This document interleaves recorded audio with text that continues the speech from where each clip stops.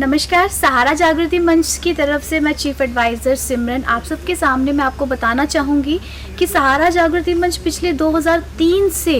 हमारे गांव के लिए, हमारे शहरों के लिए काम कर रही है, जिसमें महिलाओं के ऊपर फोकस रखा जाता है, वुमेन एम्पावरमेंट की बात की जाती है, आत्मनिर्भर भारत की बात की जाती है। उसमें इस साल सहारा जागृति मंच ने नाबार्ड के साथ मिलके यानी कि ज्वाइंट लायबिलिटी ग्रुप्स के तहत मिश्रीवाला के असरवा गांव में ज्वाइंट लायबिलिटी ग्रुप्स के तहत 28 ग्रुप्स को इलाकाई देहाती बैंक से फाइनेंस करवा के उनको एक आत्मनिर्भर स्केल के ऊपर ले जाने के लिए एक प्रोजेक्ट का इनॉग्रेशन करवाया, जिस प्रोजेक्ट में एक हाईटेक वर्टिकल फार्मिंग के ऊपर काम किया गया, जिसमें हल्दी लगवाई गई ऑर्गेनिक तरीके से और जिसमें वर्टिकल लेयर्स मीन्स एक के ऊपर एक लेयर्स के ऊपर वर्टिकल लेयर्स में हल्दी लगाई गई। और मैं आपको बताना चाहूँगी कि इस प्रोजेक्ट के माध्यम से हमारी जो मिश्रीवाला, असरवा की या पखिया की, ये जो जितनी भी पंचायतें यहाँ कवर हो रही हैं, उसकी महिलाएं जो सहारा जागृति मंच और इस पॉली हाउस से साथ जुड़ी हुई हैं, उन सबको एक बराबर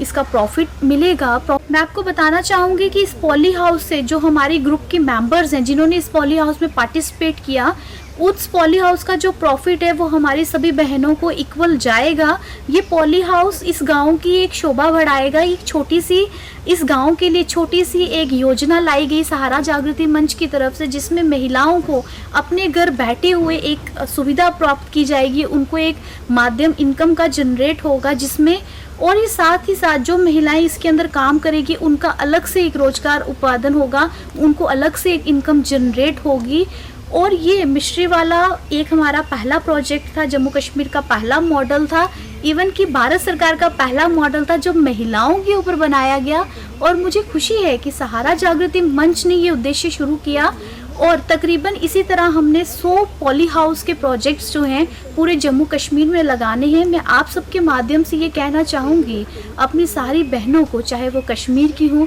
चाहे वो जजर कोटली की हों, चाहे वो जगती की हों, चाहे वो किसी भी गांव की हो, मथवार की हो, मुशरीवाला की हो, लोअर जंडियाल की हो, जो महिलाएं सहारा जागृति मंच के साथ जुड़ी हुई हैं वो हमारे पे भरोसा बनाए रखें। सहारा जागृति मंच उनके गाँव में, उनके शहर में इस तरह की योजनाएं लाएगा जिसमें महिलाएं सशक्तिकरण होंगी, उनको आत्मसम्मान मिलेगा और वो आत्मनिर्भर बनेंगी। जब हमारी महिलाएं आत्मनिर्भर बनेंगी तो हमारा देश, हमारी गांव अपने आप विकास में आएगा।